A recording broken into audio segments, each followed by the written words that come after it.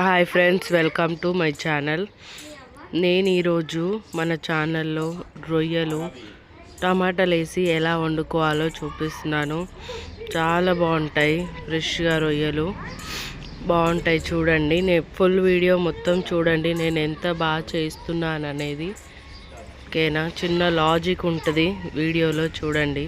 First అయితే కడాయి పెట్టుకొని, కడాయిలో కొంచెం ఆయిల్ వేసుకొని, దాంట్లోనే ఆయిల్ హీట్ అవ్వగానే మంచిగా రొయ్యలు వేసుకొని మంచి కలిపేసుకోవాలండి. కలిపేసుకొని అలా వదిలేసేయండి.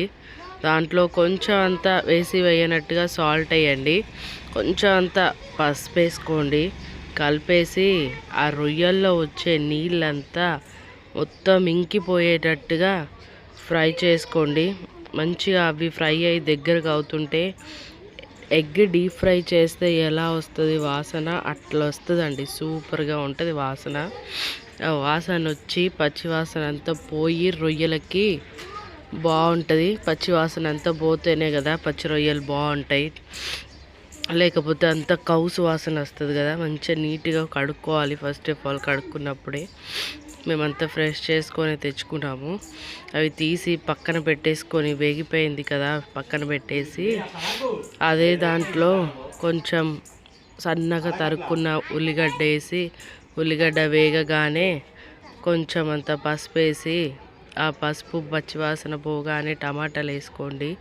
ఆఫ్టర్ టమాటాలు కొంచెం ఉడకగానే దాంట్లో ఉప్పు, కారం, అల్లం వెల్లిగడ్డ, కొంచెం అంతా కరివేపాకు వేసుకొని కలిపేసుకోండి. కలిపి కొన్ని వాటర్ పోసుకోండి, ఎందుకంటే మొత్తం గట్టిగా అయిపోయి అడుగంటుతుంది కదా, అందుకోసమని. వేసుకొని కొంచెం దాన్ని లూజ్ చేసుకొని కలుపుకోండి. ఆ వాటర్ పోసిన తర్వాత అదంతా మసిలిపోతుంది కదా, అది మంచిగా మసిలినాక ముందుగాల మనం వేయించి పెట్టుకున్న పచ్చి రొయ్యలు వేసుకోండి.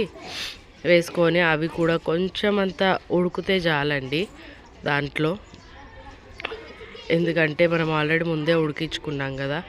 ఉడుకుతుంటే మధ్యలో కొన్ని ఒకటో పచ్చిమిర్చి వేసుకోండి. ఫ్లేవర్కి టేస్ట్ బాగుంటుంది పచ్చిమిర్చి వేసుకుంటే. మధ్యలో తాలింపులో వేసుకోకూడదు, దీంట్లో మధ్యలోనే వేసుకోవాలి, బాగుంటుంది. ఆ తర్వాతకి కొంచెం అంత ధనియాల పిండి వేసుకోవాలి, మంచి కలిపేసుకోవాలి. ధనియాల పిండి వేసుకొని లాస్ట్ అండ్ ఫైనల్ అండి, ఉడికిపోయింది కదా, ఇక దింపేసుకోవడమే. దాంట్లో కొత్తిమీర వేసుకొని దింపేసుకోవాలి. Thanks for watching.